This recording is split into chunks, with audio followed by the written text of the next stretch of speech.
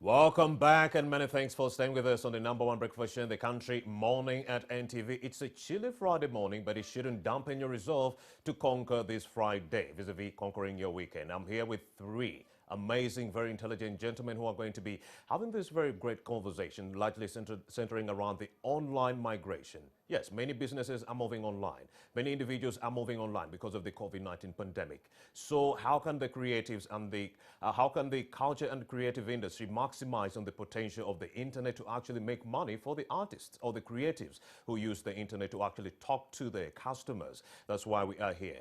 Can Ugandans pay for online music? We love free things, but can we pay for this online music? So I do have Innocent Nahabwe, the MD Howie Biz, and I also have the Gracious Sekungu, the MD Ugatuns, and the usual suspect, Andrew Kagwa, an arts and culture journalist with the Daily Monitor. Very good morning, gentlemen. Good morning to you. All right, let me start with you, the Howie Biz MB, Innocent Nahabwe. Are Ugandans ready to pay for online music? Good morning, and thanks for having me. Ugandans it's where we want them to go. We want them to be able to come through and pay for music online. Unfortunately, as it is, the cost of the internet in this country still remains high, and access to it is very limited.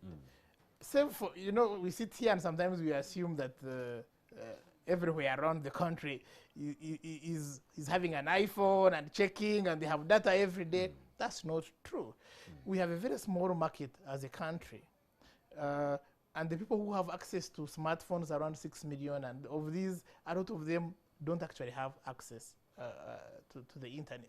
The cost of the internet remains high, and it's good internet in a lot of these places, because stream, it means you want to watch your video really as it plays.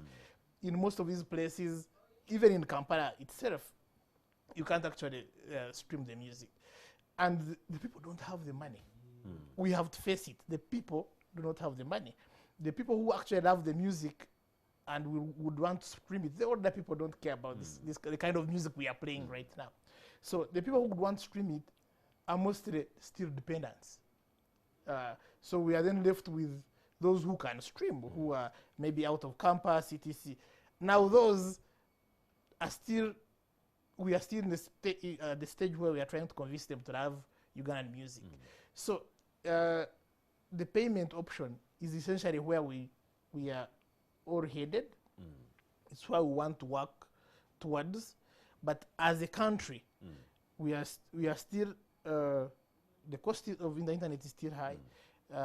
The love for Ugandan music is still just growing. People still, the ones who have internet and think they are woke, still prefer to the Western music. So the local music is now loved by the local man who probably is using a katochi and definitely cannot stream. So they prefer to go to these places and go with a flash and come up back home with a flash disk full of music. Anything, when you say pay, problem, because even when we were talking about OTT, people said, OTT, I would rather use VPN. They said it costs more. They're like, no. So it's a slow transition. As Howie, we tried to have a streaming service where people would pay, ugziki.co.ug. We started it with a lot of excitement, invested a lot of resources. That was the same time when Sautis, owned by Julius Chaze of Swangs, was coming up, and then there was Eboard. And where there was any effort to pay, which is UGZK, the traffic was not there. So we said, okay, what do we do? So we created Howie, which essentially is a platform that allows our music to at least be seen and heard by people out there. Because what people used to do was produce a song, take it to ground. The promoters go distributing this music to people who cut CDs and eventually avail the music to people, which was a rudimentary way in which our music was getting to these people. So for how we create a platform where this music can actually be available both here and abroad, to be able to compete in a smaller way with the music from Nigeria, which is still preferred here. If you check the top 10 downloaded songs on iTunes, and it's all Nigeria. So our music is still in that smaller space. The Nigerians are availing their music for free. The Tanzanians are availing their music for free. The South Africans have their music for free. And these are the people that we are competing with very heavily. So as such, really, this is a good opportunity that we have. But yes, I agree, we need to be able to transition, and that's what we're working on. Let me also bring in Deo Gracia Sekungu, the MD of Ugandans, to talk about this free initiative. We've been talking about free music since the death of Kasiukira and other album buyers. But why are we talking about free music now, Sekungu? Free music, I don't agree that we actually, okay, free music exists in the class of people that know how to use the internet, actually. These are the people who get free music. But deep down in the village, someone goes, actually they do invest in music heavily. You see a local person down there in the village taking his or her 1,000 to a library to buy music. I don't know how many songs those are, but there is a fee in the market. So the only people who access free music are the people who know how to use it and how to bypass like, I don't want to download music from this platform. So these are the people who access free music. Now, for us, what we say, as Ugandans, we studied the market for 4 years. We've seen how the business works. We've seen how other people do it. And we're trying to do things, actually we're trying to adopt a model that works for Uganda. And we've come up with this. We believe the market is ready. We believe there is the market. The Ugandan market is ready musically. People go to these libraries to burn music on CDs, on flash disks, knowing that they are supporting their artists. Actually, that's what they have in their mind. That at the end of the day, this money is going back to the artist. However, the artist doesn't get a penny.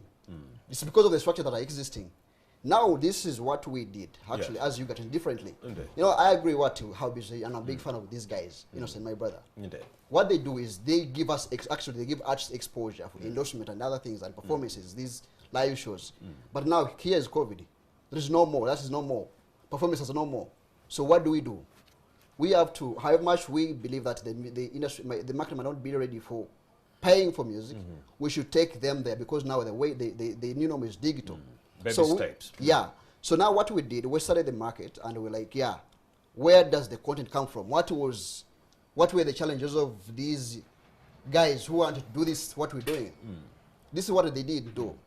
They didn't gather the content creators, the people who own the content, to tell them, when you have your music, when you have your song, don't give it to Innocent as a brother, as a friend. Don't spread it on WhatsApp groups.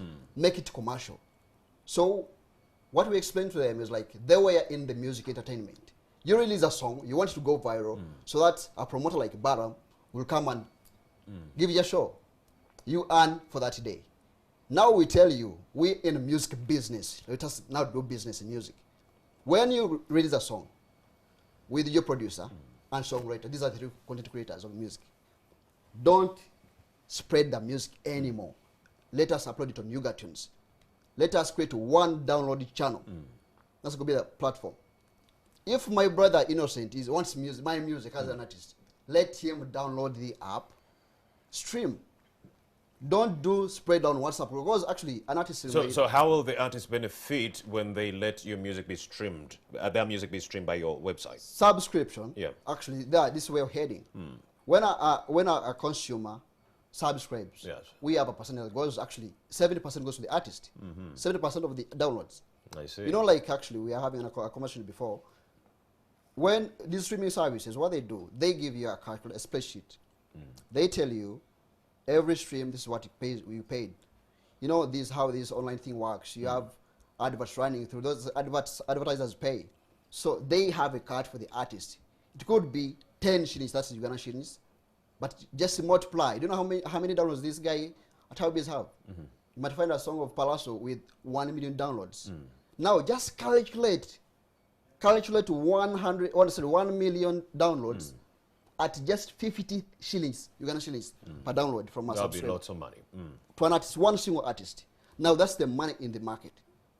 What we have to know is, if we control the flow of content, the people are ready to fetch for this content. They're ready to look for it. So, Innocent Ahabo, it seems like the artists, for now, are not making any money from the downloads people are making using your website, like Howbiz.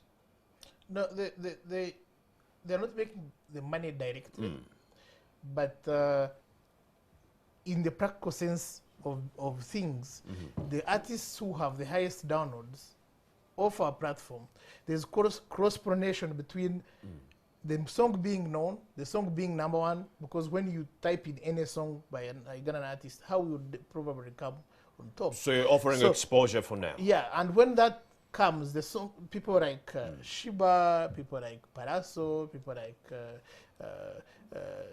Spice Diana, the people who have the biggest downloads of our platform, eventually also have higher downloads of the other platforms like Spotify, YouTube, etc. It's not true that when you stream the music, when you have access to the music free on Howie, then it affects the downloads on the other side. For one reason, the songs which have actually done well on Howie eventually do well on other platforms. For the artists who said remove us off your platform, the likes of Silver Chagulan, the likes of GNR, the likes of there are just a few artists, they're cool. If you go to YouTube, those same artists never ever, if you check, you'll find GNR Chikankane, which was released I think 5 years ago, 8 years ago, has 40,000 views on YouTube. Performing poorly. Very poorly, because I mean, we only know what we have seen. Because Howie Bees and Ugandans did not give them the exposure on the local scene before they could go on YouTube. Because most of the people who stream actually are not here. Most the bulk of the streaming is for the diaspora, and we have a challenge as for Ugandan music, that we are still, even in Uganda, Ugandan music is struggling with other music imports. All right. And then outside the country, where, because Uganda is a small market, the market should be, the people who have been able to break through are like Kenzo, who are making it through in Cameroon and Nigeria, and because those are big markets, and Tanzania and others. So when our music cannot go, if our music cannot go out there and compete directly with in other markets, then we have very limited even streaming. So it becomes really a hope of where you say, I'm going to stream and I make my music, and then you make 4,000 views, streams on Spotify, and you make 1.5. I was checking Shiba's Nachuka on Spotify, around I think 150,000 streams on Spotify. You use the calculator they have, you're talking about $15, $16 for the time the music has been there. So the money would be there, but the problem is our Ugandan music is not consumed globally at the scale and space and pace that it should be. All right. So what we need to struggle is really to get our music out there.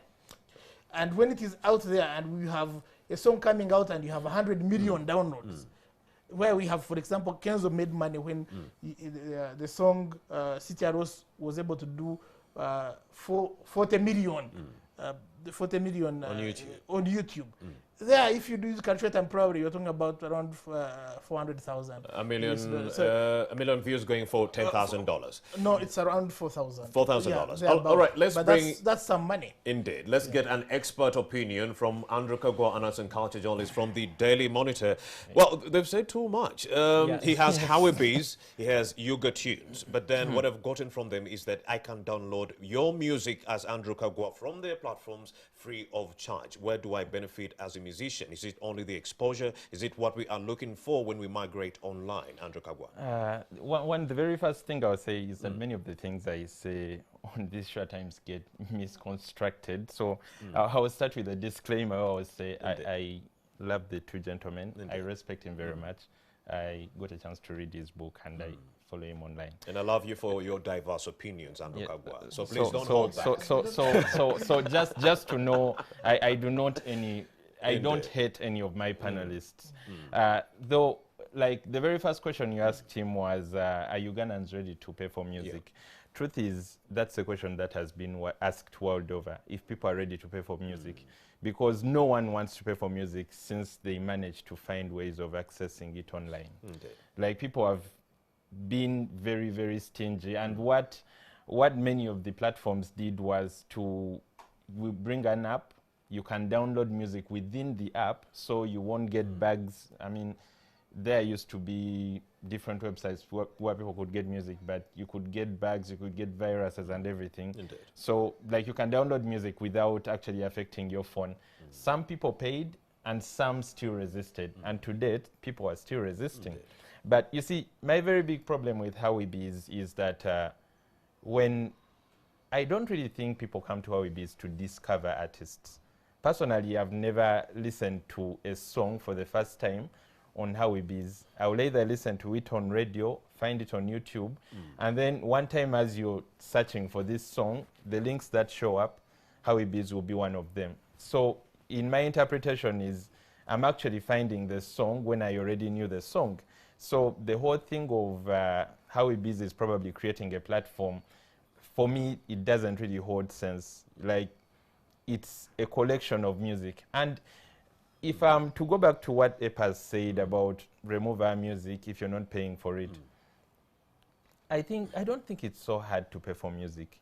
More so for a platform like Howibiz. Like, personally, I like talking about solutions more than the problem that exists. Right. I believe if there is an understanding between Howibiz probably and UPRS, even if it's just 2 million, like 2 million could seem little, and even the artists will get very, very little out of it, even if it's 2 million per year. The artists will get very little out of it, but there is that satisfaction that someone has paid something for my music. Personally, I curate movies, and I have very many friends that make movies in Nigeria, in South Africa, and at times we want to show their movies, and you call them, and you're like, I want to show your movie. And they're like, yes, Sandra, I can give you my movie because I know you're my friend, but pay something for it. Even if you're paying $2 for it, pay something for it. Like, that whole thing of paying something for it, one gives the art value. Like, when we have Howibiz, it's okay for Howibiz to stream music for free, but again, I know Howibiz gets a lot of visitors. If they can have 1 million downloads, it means they can have 1 million visitors on the site. So if you can have 1 million visitors, it's easy to convince an MTN out there to give you adverts. So if from all those adverts you can get just 2 million, like I'm just speaking on 2 million, you find a way to negotiate with UPRS, pay them that money. Since you can provide the data of who has downloaded most, who has which downloads, it even becomes very, very much easier for these guys to draw ways of maybe paying these people such that their music is actually not consumed for free. And yeah, when it goes to how people can, at the moment there is that whole thing, because I saw another guy, he works on a radio station, who was saying artists asking for their music to be removed on free platforms is them killing their careers. And I'm thinking, no, if these artists can actually just redirect these people to where their music can be consumed for free. Because personally on my phone I have Boomplay. Like, Boomplay has an option to subscribe. They have an option where you can actually consume music for free. I do not subscribe, so I use music on Boomplay for free. I subscribe to Spotify. And even Spotify has an option where you can actually consume music for free. But the thing about all these, that even when they are free, someone actually gets paid. Because these platforms get a lot of adverts. For Spotify, it being global, it gets a lot of adverts. So they can actually pay someone maybe a cent or something when they play their music, even if you've played it for free. Boomplay is the same thing. And why I like people to tell people why they should go to official platforms. I mean, look at a platform like Boomplay. Like, I always think Ugandans should take Boomplay very serious, because even Tidal. Like, for Boomplay, the thing is, it has a partnership with some company that produces 3 lines of phones. That's Itel, Techno, and Infinix. Yes. Like, when you go downtown, you notice that very many people have these phones. Indeed. I believe each one of us here knows a person who owns a Techno or a person who has an Infinix. So you'd And rather all target, these phones, you'd rather target Boomplay than iPhone users who are few in this country, Boomplay is big in Africa. who are on Apple. Boomplay is very big in Africa. Like I said, every one of us probably knows a person who owns a Techno. And all these phones They come have with Boomplay. Boomplay pre-installed. Indeed. And all those phones, the moment you go on, the moment you have internet on, and you can go to Boomplay and type in a Ugandan song which is online and you do not have it in your phone, it will actually come, you listen to it, and some money goes to someone. It might be small money, but it's still some money. Like, as a person who has worked with artists, it hurts for your craft to be consumed for free. Indeed.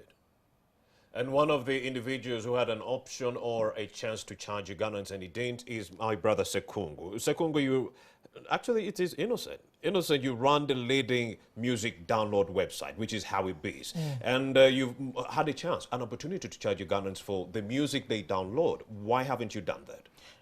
We want to. We would actually, because we have the infrastructure to deliver the content, we have the infrastructure, we have the trust that we actually have very good content because we create our content very well. I appreciate my brother's point of view that let people earn something from the music. I agree that we should be headed there. The challenge is the industry here. When people want to advertise, they would rather spend, because the only way we can be able to make money from this is through advertising. The people who run these advertising agencies still do not understand, either do not understand or it's a slow process where people are gradually appreciating that the online person is more accessible than a newspaper. So they are willing to pay, say, 12 million for a new vision advert, 4 million for a monitor advert. But if you tell them advertise with us and give us even 1 million, it's a headache. So it's a sort of process. So the likes of MTN, the likes of Stanbic are taking the lead in accepting that you can advertise online and it actually makes sense. So even now, because that's where we are headed, so long as the revenue is there, and not arbitrary, because what would work is actually revenue sharing, where we say if an advert plays within your song, then you earn a bit of the revenue from the advert is actually playing within your music stream. Not an arbitrary of let's get you some money. No, a revenue share.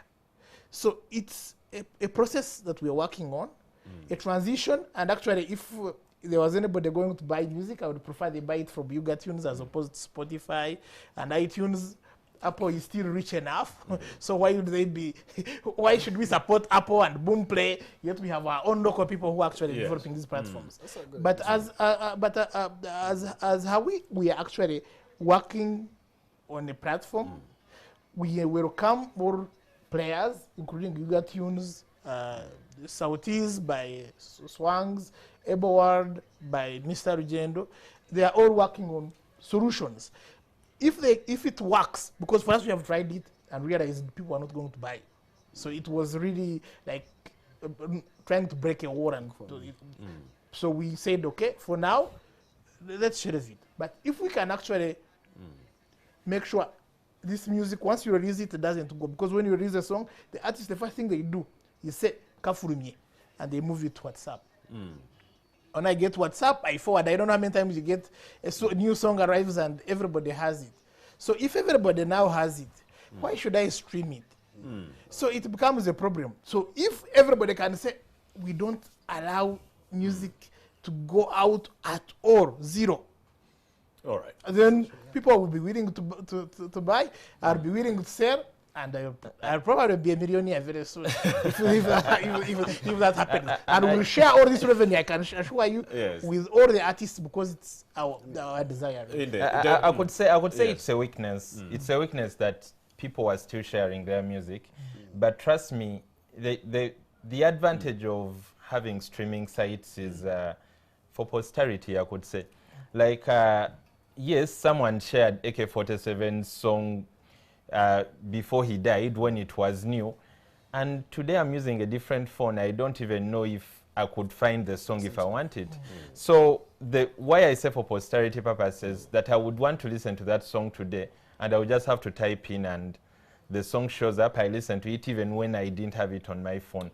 So most of the times it's for posterity purposes. We still have a weakness that very many artists would prefer to share their music, and they will even send a voice note where they will tell you Katambuze, because that's how they knew how to market music then.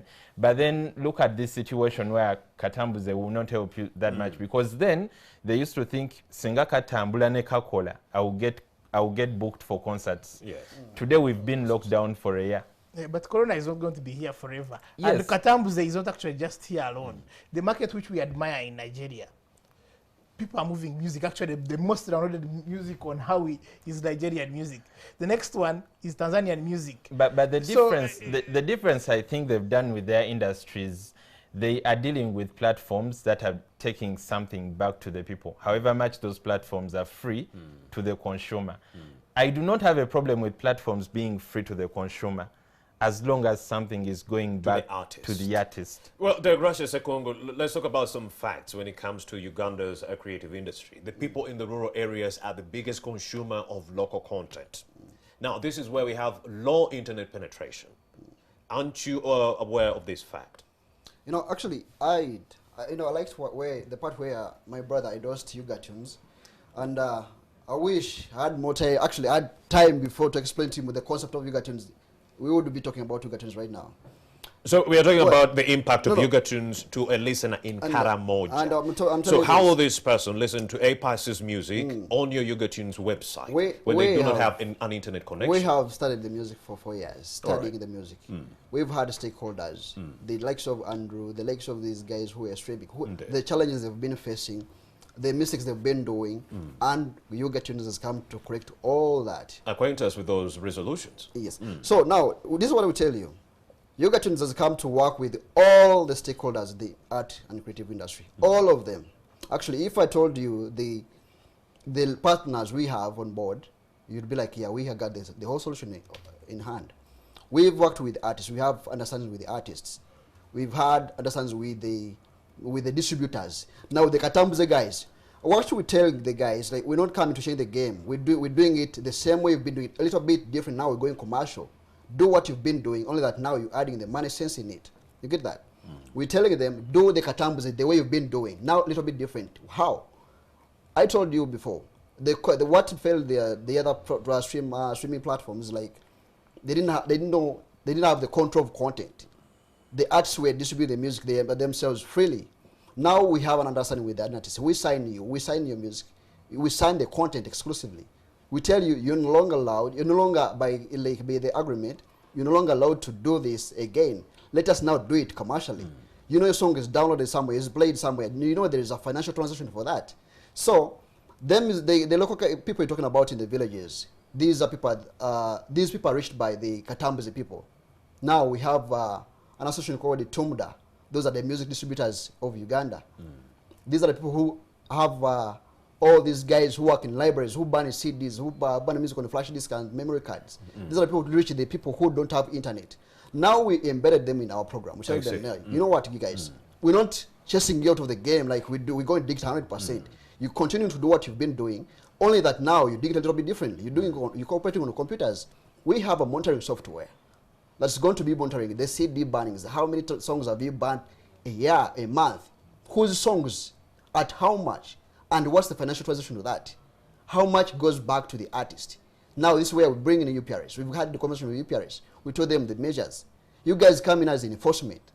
You don't have to go collect the money. The only money is to do involved. You collect the money from these guys, but basing on what?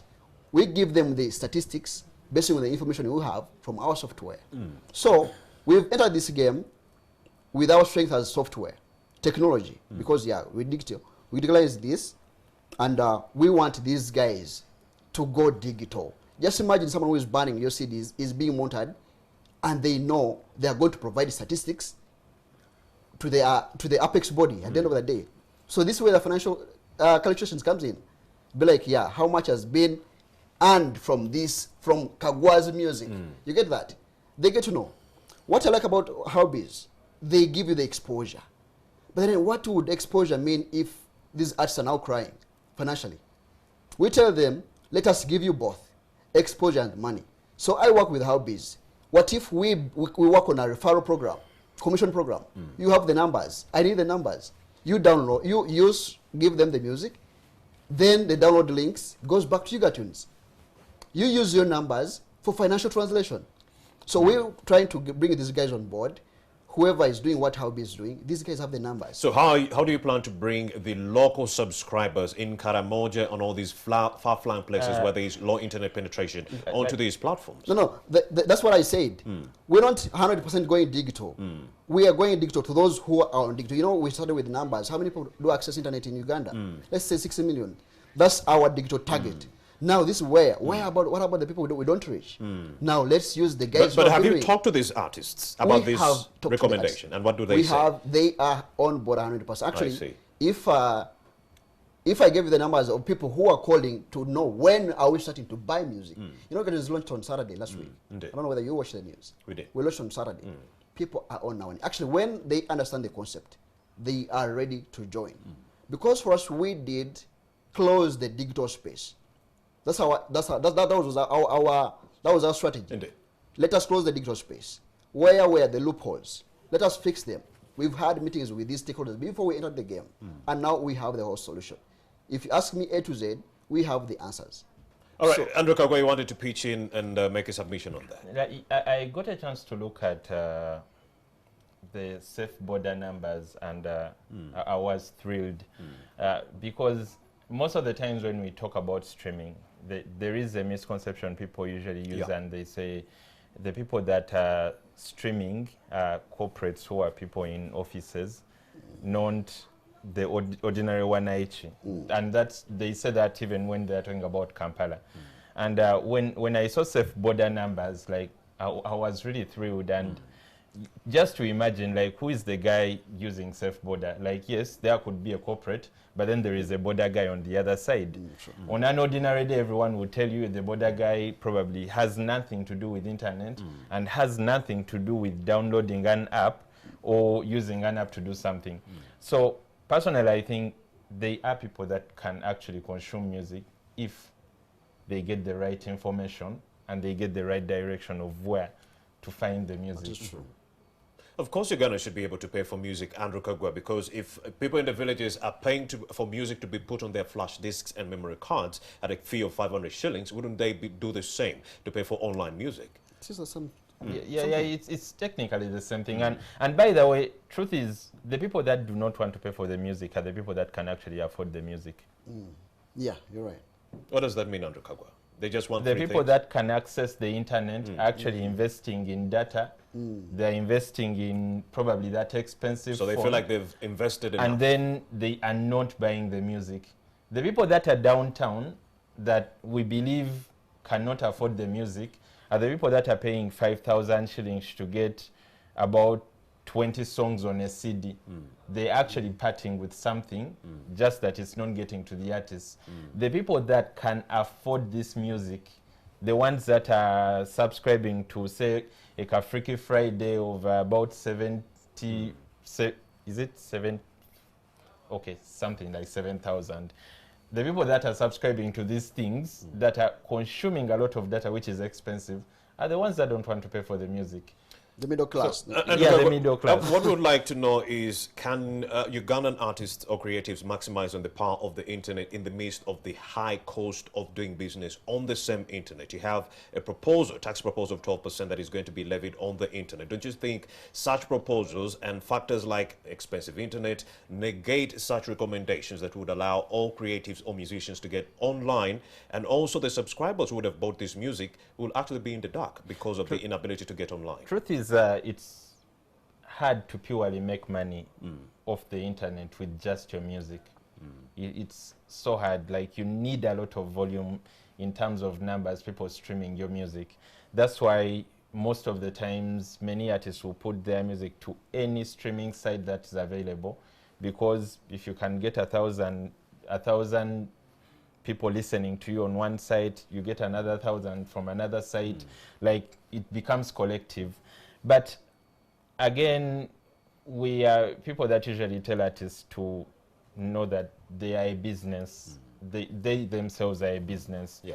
There are very many things artists can do with their music besides people just listening to it and paying less than $1 to listen to it. There are very many things artists can do with their music. Personally, I was very thrilled when I saw the guys in Kenya, I think it was Sauti, so when they decided to have their online concert. I saw like it was a very free concert, but they did a lot to see that they could get endorsements and adverts. They got a lot of adverts. People came on board to advertise with them, that even when the person watching wasn't paying any money, they were at least paid to do that concert, and probably they got more money from those mentions that kept coming up when the concert was still on. I've seen very many Ugandans try to maximize the internet, as in for presence, and that was at the beginning of the lockdown. And I talked to one of them, to be specific, Spice Dan, and she said she spent more and she did not make any money. And it was the story across the board. Even if you talk to Jose Chameleon, they will tell you they spent, they did not make any money. That's the same cry.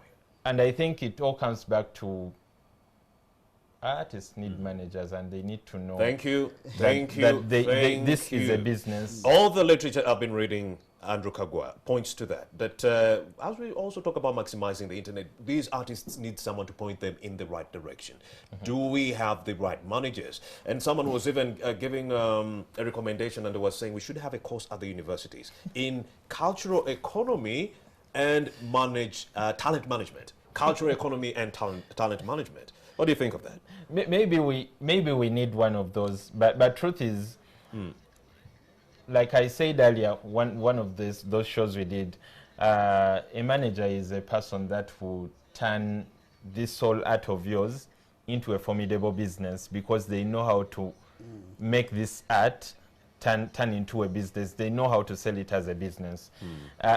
I think the only way our artists are going to maximize the internet is making the right deals. And the good thing is that they have the numbers.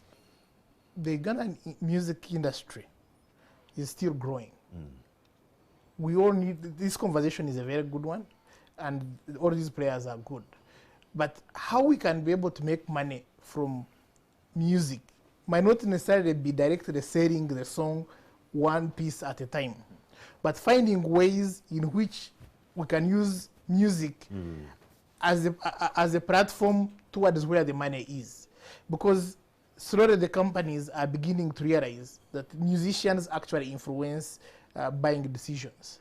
So some artists like Spice Diana, some artists like Shiba, some artists like Fik for Micah, who is doing work for Jessa. I'm sorry for giving this. So in a nutshell, these artists are engaging in social causes to maximize on the monetary gain. Yes, and the money there is direct, it's big, it's consistent, it's reliable. But when you say let's sell music, even if you put it at 1,000, the number of people who are willing to buy, if you do 100,000 downloads of your music for pay, you would have overdone it. But if you, in Uganda, because we are a very small economy, 40 million people. 43 to 45. Yeah, 43 to 45. Of those, 50% below 18, so dependents. Of those, around 38 don't even touch any money. 40% in internet penetration. Yeah, so you boil down to around 2.5 million people who have access to the internet and are able to use it freely. So the music sales directly are not going to be sufficient. What we need to do is see how we use music as really a platform, as something that allows us, not an end in itself, but a means to an end, which is the money is elsewhere. How do we do it? How can we, for example, use successful examples like Shiba, of you now started having drinks, you have pads, horic pads, you have, so you use the music, reach as many people, become popular, you use managers, digital managers, electronic managers to build a brand that then you can ride on the brand to have t-shirts, to have jumpers, that people are selling to have other products. The same way even the richest musicians, Jay-Z and they get a lot of money through yeah, so and other businesses. these guys come and they have Master P. whiskey and they have it's in the morning, but they have CDs, so they have other things. So they need to be able to scale it beyond the music industry and find ways to make money from this, and it's possible. Okay, But I think what he's trying to say is that I understand what he's trying to say, that if you are not making money from your music sales, please, there are other ventures like social causes. But then the fact is, even the examples he gave, like Jay-Z, Jay-Z makes his money online. He just maximizes on other projects like business on the side, meaning money is coming in from the online ventures, money is also coming in from this side. But then Uganda, it is different. We are saying there is no money from your downloads. Please find alternatives. Isn't that the case? no, there is money in your downloads. It's just not enough. The difference between Jay-Z and the Ugandan artists is that Jay-Z has mass appeal, a global mass appeal. So even that little money, Even the structure of he the gets internet from- in his country. even the little money he gets from the internet is too much money. Like he will have a. I mean, the other time I was reading Kanye West's album. One of his albums got 1 billion streams, like reached 1 billion streams. So even if that money is little, like when you turn it into Ugandan terms, like an artist can really survive on that. But for Kanye West himself, that's very little money. But what he does is that he knows he's a cultural influencer and he's going to use that billion to actually make a real $1 billion. Let's talk about the factors that made it possible or precipitated the environment that made it possible for Jay-Z and people like Kanye West to actually prosper online or anywhere. It was free internet. Free internet proliferation made it possible for Americans to stream their music for free, but then they would get paid by the advertisers who were actually maximizing on their websites. Available In Uganda, internet. is it possible to have free internet provided by this government to enable people in the creative and cultural industry to make ends meet on the internet? At the end of the day, it's a business. I mean, Sure. internet itself is a business. So I will not fault them on that, but they could at least make it more affordable. Because, I mean, when I think about the new tax that's coming up, the 12%, I know the numbers somehow, there will be numbers falling somehow, somewhere. Numbers will have to fall. Ugandans But are then sharp, let us they agree. find a You way. know, while you guys, what I would want us to agree on is like, while we think of free internet of like one of the ways we should facilitate this this venture, let us talk about the numbers that are available right now. How many do access internet? How many do access have phones, smartphones that can download music? Now let us start from that perspective. Work within the numbers that are available as we aim for what we want. No, As we look at what you're talking about a car that has no fuel. We should No, be no, talking no. about buying the fuel first, which is the free internet, so that more people could drive this the vehicle. car has fuel. Let's say it has half an engine. You get that? Let us start with that. You know, there are numbers actually that we're working with right now. How many? Let's say, okay, we gave Innocent gave an example. Like we might have like 2.5 million people who are accessing internet with smartphones. Those are able who. Now, what would be the financial transaction? that would probably mean about 5 million phones. I mean, 5 million since there are phones. many people with How two much? phones Let or me three. ask you a question. How much would you look at when you collect 100 shillings from 5 million people? Of course, that's a lot monthly? of money. Lot of money. Now let us talk within those numbers. As we see, you know, I don't like the idea. Actually, I like the idea that we use big examples to refer to put a certain here, like here. To make it applicable, but I wouldn't want to bring Jay-Z, Kanye West in the picture right now in the conversation. No, we're talking about where we are headed. Where we want to be. Yeah, but then still, I would, you know, you discourage Yes. a person like Easy. Someone actually, I wouldn't even talk about Space Banner right now, Space Banner right now, Baby Cool, and the rest. These are guys who have something, but then the real artists down here, some artists down here who have been crying right now, are the unknown, the upcoming, the rising artists. So, what message should we package for them? To make them believe in the system that is going to work for them. You know, we talk about endorsements. Yes, anyone would want to be endorsed, but then these are big brands already that are endorsed. Not everyone in the industry, not every musician in the industry is going to be endorsed. You're going to get an endorsement like yes or something, MTN, like no. That's like actually not even 1%, 0 point something percent. Now let us focus on the other 99 point something. What experts are saying. You're right about that, about the artists that are getting endorsed are already established. But of course, I can also tell you there are very many established artists that are not endorsed. Getting the endorsement. Like, they do not really, because I've talked to very many artists during this lockdown, and it's like many of them believe we are going to wake up, the lockdown goes away, and everything goes back to normal, So to they're the way still it was. waiting. And at times you're trying to tell them we're not going to go back to 2019. Like, it's going to be so hard. Like, they can open bars today and people that just don't show up, or the bars do not have money to actually hire you to sing. Like, so yes, much as there is that 1% that's getting endorsed, there are many artists that have a brand but have not found a way to get themselves endorsed, yet they actually have a brand. Innocent, will free internet help us get more people on the internet? Because we are talking about 40% proliferation. So with free internet from government, it would allow the 60% to actually get onto the internet, meaning more subscribers for our musicians, meaning more money from the advertisers like Facebook, Twitter, Spotify, Tidal, Boomplay, and so forth. Would you agree? Free internet might be a dream. Because the government itself, the one they promised, which was supposed to be around City Square, Yes. I still go there and I search and I don't see it. Does it still exist? No, it actually doesn't. Somewhere it is there. Somewhere, some parts. It's a dream. Sometimes, But affordable internet and the new taxes, which Parliament The seems 12%. to have agreed to, was, if we cannot correct OTT, let's find another alternative way to put it. I think that was misconceived. Just like OTT, finally is going to go away. I have a feeling somebody will fully understand that the internet is no longer the thing for Rugambo, but actually a means, an enabler of business. And people need to look at it that way. That a lot of the people that we see having shops essentially have their shops on their phones and their Facebook page. So internet is not just a way to joke around.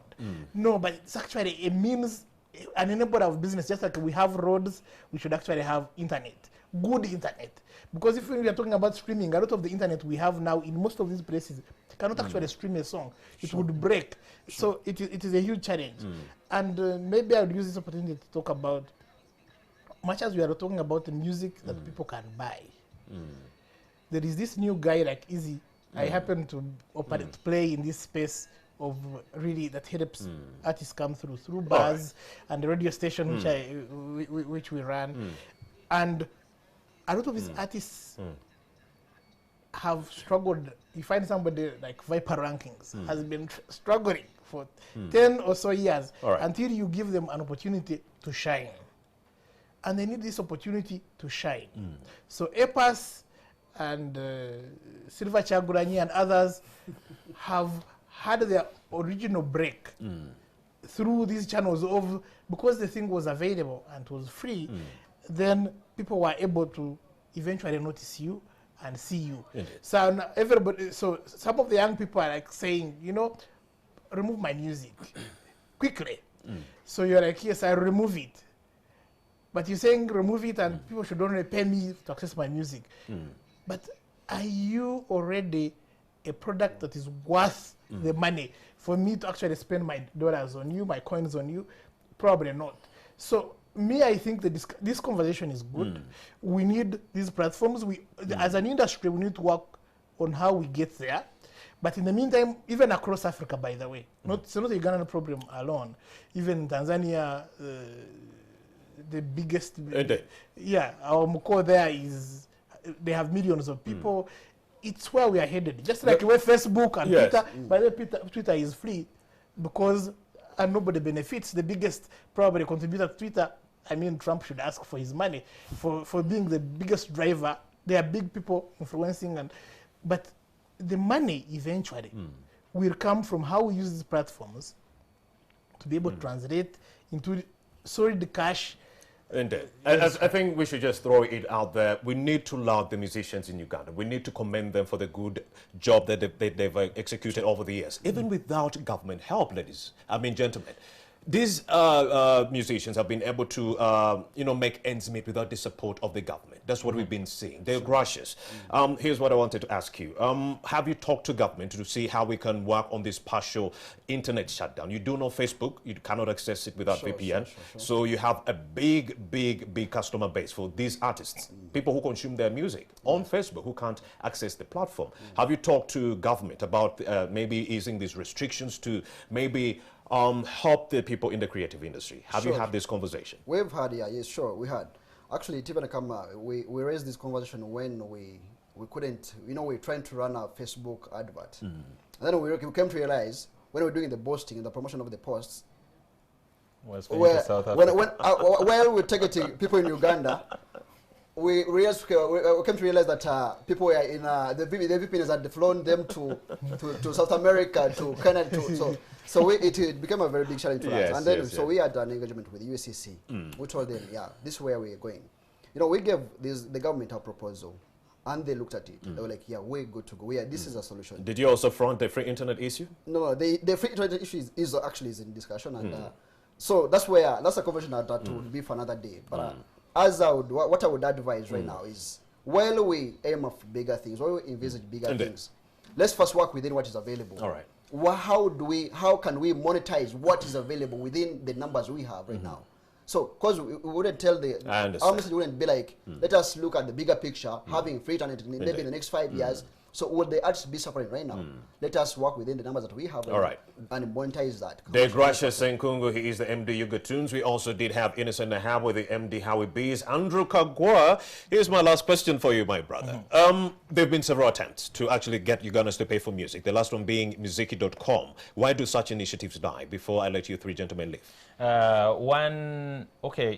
will talk about the one where I talked to the founder. That was Sautis. The issue with Sautis, they wanted to be a total streaming site. So they wanted even music that's not from Uganda on their site. And there was an issue with how people can pay. Like many of those sites and many of those platforms believe in a card economy. And most Ugandans are not banked. Yet it was one of the places where they thought much of the music was going to be sold. And what they were thinking was people were going to use mobile money to pay for the music in Uganda. And those people were not getting it. Like, okay, so for us, we understand you use a Visa, you use a MasterCard, and we know how to get our card. Like they have their system streamlined like that. It's easy for them to understand it that way. And for us, we were trying to use a mobile money economy alongside the others. So they kind of failed to come to an agreement when it comes to payment. Though, what I would tell an artist in the last few minutes, like, as you can maximize all those platforms, please try to also get a website, because with a website, you can price your music the way you want. And you can have other merchandise. You advertisers can have cups, can pay you can have for your creations T-shirts, on those websites. Andrew Kagwa, I'm afraid we've run out of time, but it's a pertinent conversation. Andrew Kagwa, Nahabwe Innocent, and De Gracias Senkungu. Gentlemen, many thanks for having made the time to speak to the country.